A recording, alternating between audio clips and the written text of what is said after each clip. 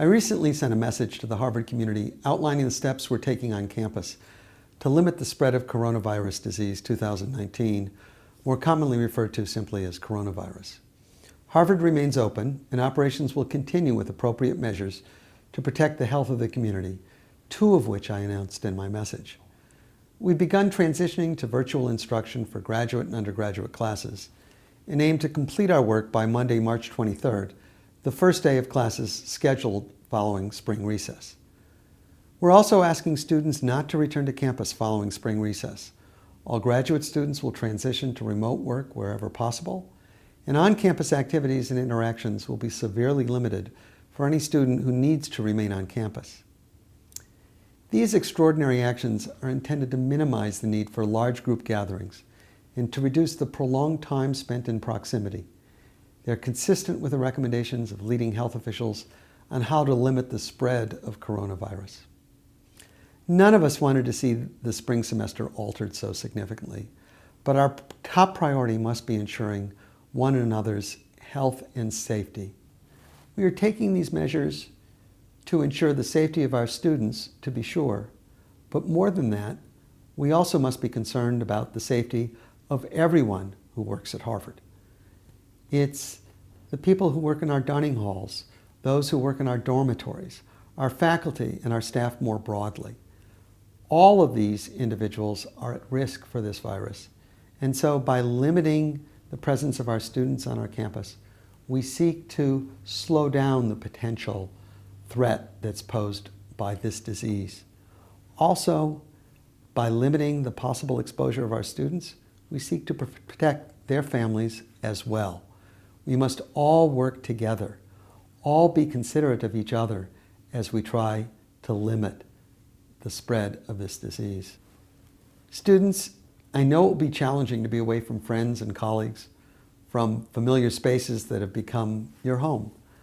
I thank you for understanding that being away from campus is indeed a selfless act of caring for our community, and especially for those among us who may be at increased risk.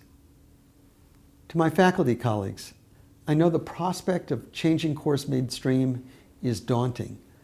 I appreciate your willingness to adopt approaches and tools and teaching methods that may be unfamiliar to you, and I want you to know that you have the full support of the university as you undertake what I suspect will be a remarkable shift in the way you teach.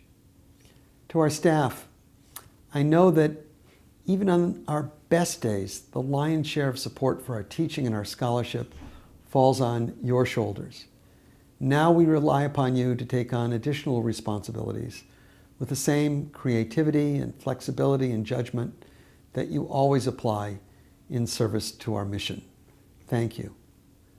As your president and colleague, but also as a husband and father and grandfather, I find myself deeply grateful for the work of our community, especially now. It's an honor to have colleagues from across the university who are working tirelessly through their scholarship to address every aspect of the coronavirus in the hope that we might check its spread and its impact.